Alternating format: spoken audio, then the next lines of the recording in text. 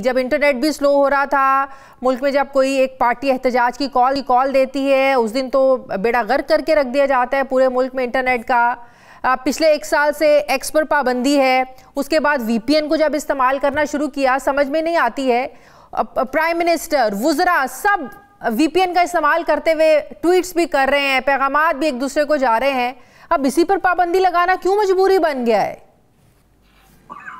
बहुत शुक्रिया जी। आपने जो अपने इब्तिदाइये में और उसके बाद जो सवालात उठाए, उनमें कई ऐसे सवालात हैं जिसका जवाब बेहतर होगा कि वफाकी हुकूमत खुद दे, क्योंकि मेरा हुकूमत से कोई ताल्लुक नहीं है।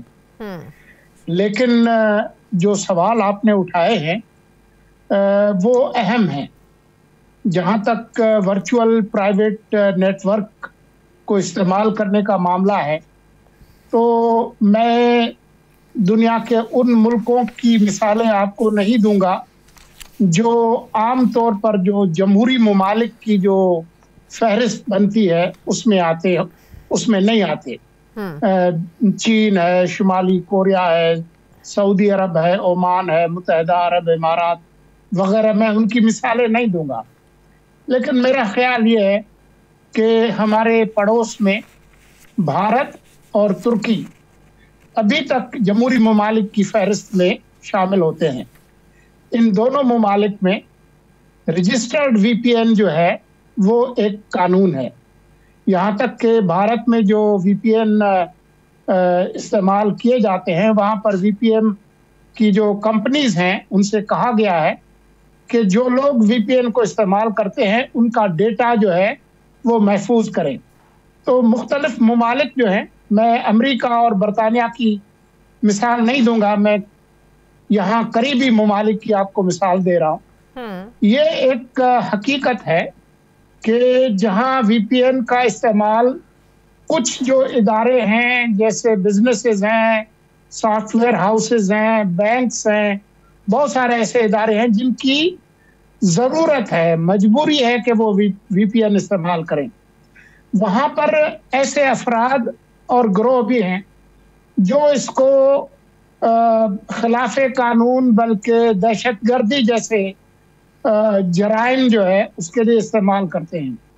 मेरे ख्याल में आपके इल्म में होगा कि अभी चंद दिन पहले पेशावर से एक पुलिस ऑफिसर को पकड़ा गया जिसने बताया कि किस तरीके से सोशल मीडिया के जरिए उसको रिक्रूट किया गया अफगानिस्तान से, एक कलदम तंजीम की तरफ से, और फिर किस तरीके से वीपीएन इस्तेमाल करके ऐसी सोशल मीडिया एप्स जैसे टेलीग्राम है और भी कई हैं जिनका मैं अभी आपको नाम नहीं बता रहा, तो वो इस तरह के कामों के लिए इस्तेमाल हो रहे हैं। अब शायद अमेरिका और बरतानिया को दहशतगर्दी के जो खतरात हैं उनका उस हद तक सामना ना हो जितना हमें है। खास तौर पर 15 अगस्त 2021 के बाद जो पाकिस्तान के अंदर दहशतगर्दी की लहर है, कोई दिन खाली नहीं है जिस दिन शहरियों पे, इमलाक पे, फौजियों पर हमले न होते हों। शुदा की एक लंबी फहरिस्त है। तो हर मुल्क को इन तमाम जो टेक्नोलॉजी के जो प्लेटफॉर्म हैं उनको अपने सिक्योरिटी और अपने मफादात के लिए इस्तेमाल करने का हक है। इसका मतलब ये हरगिज नहीं है कि आइन जो इजहार राय की जो आज़ादी के जो जमानत देता है उसके खिलाफ कोई काम हो। लेकिन बदकिस्मती से हमारे मुल्क में इजहार राय की आज़ादी के नाम पर गालम गलोच, किरदार कुशी, बिल्कुल बेबुनियाद और झूठी जो मालूमात है वो पहुंचाई जा रही है। और मैं व्लॉगर्स की बात नहीं कर रहा, मैं मेन स्ट्रीम टीवी चैनल्स की बात कर रहा हूँ। जो चीज आपके चैनल पर नशर हो रही है, आपके यूट्यूब चैनल पर कुछ और नशर हो रहा है। जो आपके चैनल्स के जो थंबनेल्स हैं वो कुछ और कह रहे हैं। अगर आप चाहें तो मैं सिर्फ चंद आपको आज के जो मेन चैनल्स के थंबनेल्स बता देता हूं, मैं चैनल्स के नाम नहीं ले रहा जी, मैं सिर्फ बता रहा हूं कि उन पे क्या छपा है। मिसाल के तौर पर एक अहम मेन स्ट्रीम चैनल का थंबनेल है, खान की रिहाई के बाद जलसा। रिहाई भी हो गई, उसके बाद जलसा भी हो रहा है, बड़ी विकेट गिर गई, इस्तीफे, असेंबलियां तहलील, हौशरुबा इंकिशाफात। ये एक चैनल का थंबनेल है। आगे चलेगी। दूसरा है, डोनाल्ड ट्रंप ने बड़ी बात कर दी। मुझे नहीं पता क्या बड़ी बात है। दारुल हुकूमत में बड़ी हलचल, कर्फ्यू नाफिज, इंटरनेट बंद। अब आप बहुत बाखबर सहाफी हैं जी, और आपकी खबरों पर नजर है। ये आज के थंबनेल है। मेरे पास पूरी लंबी फहरिस्त है, मेरी बड़ी दिलचस्पी है। मुझे तो ऐसा लगता है कि इन चैनल्स का जो थंबनेल लिखने वाला है वो एक ही फर्द है, वो इस तरह की चीजें लिखता है। क्या जो मेन स्ट्रीम मीडिया है उनके जो चैनल से जो इस तरह के झूठे और बेबुनियाद जो थंबनेल चलते हैं सिर्फ क्लिक एंड बेट के लिए, डॉलर कमाने के लिए, इसका ये आप चैनल्स के यूट्यूब की बात कर रहे हैं या मेन स्ट्रीम के जो टॉक शोज चलते हैं उसकी बात तो नहीं है? मैं मेन स्ट्रीम टीवी चैनल्स की बात कर रहा हूं। उनके जो टॉक शोज की बात कर रहे हैं, उनके डिजिटल्स की बात कर रहे हैं ना आप? मैं मेन स्ट्रीम टीवी चैनल्स के जो सोशल मीडिया चैनल्स हैं, यूट्यूब चैनल है, उसकी बात कर रहा हूं, जो उनके अपने हैं, जो उनके अपने चैनल्स के डिजिटल हेड्स चला रहे हैं। क्या इसका ताल्लुक कोई इजहार राय की आजादी के साथ और सच के साथ है? मैं अभी आपको, जैसे ही हमारी ये गुफ्तगू खत्म होती है, मैं वो स्क्रीनशॉट भेजता हूं, आप खुद अपने तौर पर सर्च करके देख लें। ऐसे इसमें कोई शक नहीं है, इसमें कोई शक नहीं है। झूठी खबर, फेक न्यूज, प्रोपेगेंडा, इसको बिल्कुल इन्वेस्टिगेट होना चाहिए और सजाएं मिलनी चाहिए, उसको बैन होना चाहिए। देयर इज मतलब कि इसमें कोई सेकंड थॉट होनी भी नहीं चाहिए। लेकिन बात यह है कि जो मीडियम है, सोशल मीडिया है, एक्स पर पाबंदी लगाने की नौबत क्यों पेश आई?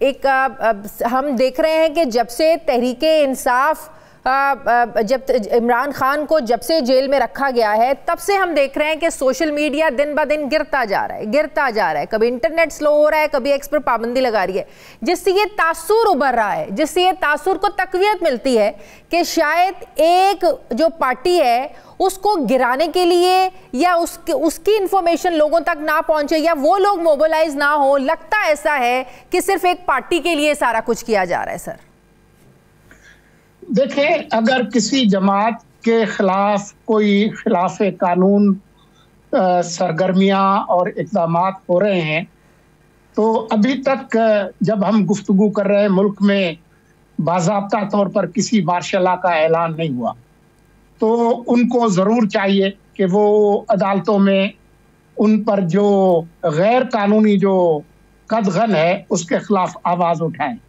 लेकिन जो सोशल मीडिया है, जहां उसका एक पहलू ये है कि आम शहरी भी अपनी बात कर सकता है, वहां पर ये जो प्लेटफॉर्म्स हैं दुनिया भर के अंदर झूठ और बेबुनियाद सनसनीखेजी फैलाने में भी उनका एक अहम किरदार है।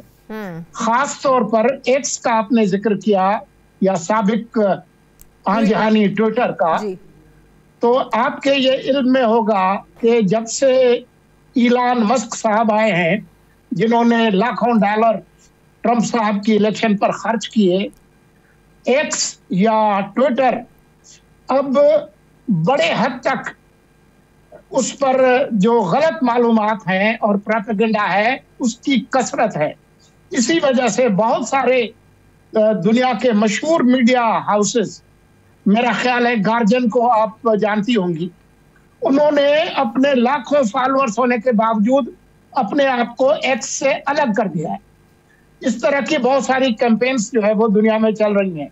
जो टेक जायंट्स हैं वो लाखों करोड़ों अरब डॉलर कमाते हैं, सही, वो जिम्मेदारी नहीं ले रहे कि अगर उनके प्लेटफॉर्म से किसी मुल्क के अंदर झूठी खबरों पर खाना जंगी शुरू हो जाए तो क्या वो उसकी जिम्मेदारी लेंगे? सही। तो इसका मतलब है कि आप एक झूठ को आपने, जाहिर है झूठ नहीं होना चाहिए, लेकिन उसकी आड़ में सच भी सामने ना आए, ऐसा तो नहीं हो सकता, ऐसा तो नहीं होना चाहिए। नहीं, बिल्कुल भी नहीं होना चाहिए। लेकिन आप ये मुझे बताएं कि आप कोई भारत के हवाले से, कश्मीर के हवाले से कोई ट्वीट करें, आपके इल्म में है कि वो भारत के अंदर जो ट्विटर के जो सारिफ हैं वो देख सकते हैं? उसका जवाब नफी में है जी। आपके इल्म में है कि टिकटॉक पर भारत पर पाबंदी है, बंद है, बैन है? वो भी एक जमहूरी मुल्क है। तो तमाम तर जमहूरी आज़ादियों के बावजूद बहुत सारे ममालिक कुछ इक़दाम उठाते हैं। तो ये जो जितनी भी सोशल मीडिया कंपनीज हैं, चाहे गूगल हो या एक्स हो, उन्होंने अपने दफातर दिल्ली में क्यों खोले हैं जी। और बहुत सारी वो जो कदगने हैं उसको क्यों कबूल करते हैं? अब उनकी इकोनॉमी बड़ी है, हमारे बहुत सारे मसाइल हैं, लेकिन इसका मतलब ये नहीं है कि जो जायज तनकीद है उसका रास्ता आप रोके, लेकिन जो बेबुनियाद जो बातें हैं उसके लिए आपको कोई रेगुलेटरी फ्रेमवर्क जो है वो बनाना पड़ेगा।